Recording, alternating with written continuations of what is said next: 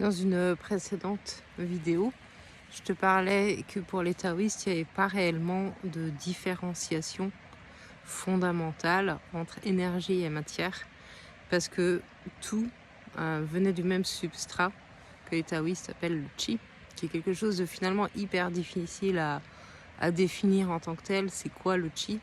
Moi, je te propose un peu une définition décalée, qui n'est pas évidemment la définition des textes classiques, qui est en fait le prérequis de l'univers, qui est la brique fondamentale de l'univers. Qu'est-ce que c'est fondamentalement?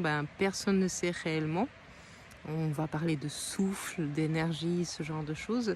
Moi, ce que je te propose, en fait, c'est d'envisager comment ton monde, qu'il soit matériel ou énergétique ou pas, finalement, est possiblement composé de la même chose. Et pour ça, je te propose juste tout simplement d'envisager la matière.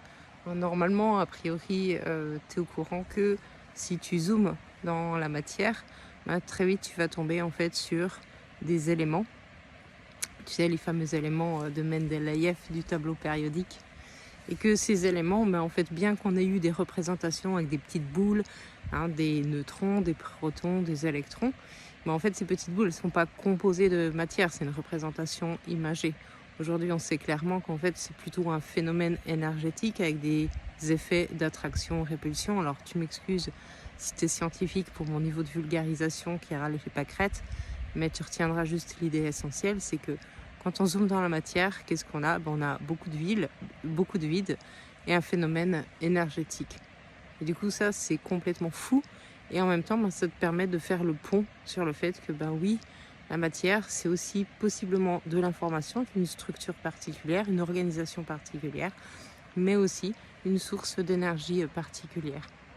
Et donc, quand tu commences à concevoir le monde sous cet angle-là, ça change réellement ta perception et tes possibilités. Ça ne veut pas dire qu'il y a des trucs complètement magiques, complètement ouf qui vont se passer, mais ça veut dire peut-être que ça va être plus facile de commencer à unifier des choses comme notamment ton corps, ton esprit, tes émotions, ton mental, ce qui se passe à l'extérieur, ce qui se passe à l'intérieur.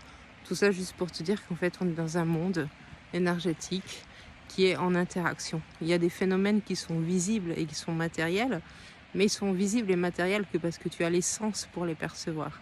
Si aujourd'hui il y a certaines choses qu'on n'arrive pas à prouver scientifiquement, c'est pas qu'elles n'existent pas, c'est qu'on n'a peut-être pas non plus l'appareillage nécessaire pour s'en rendre compte.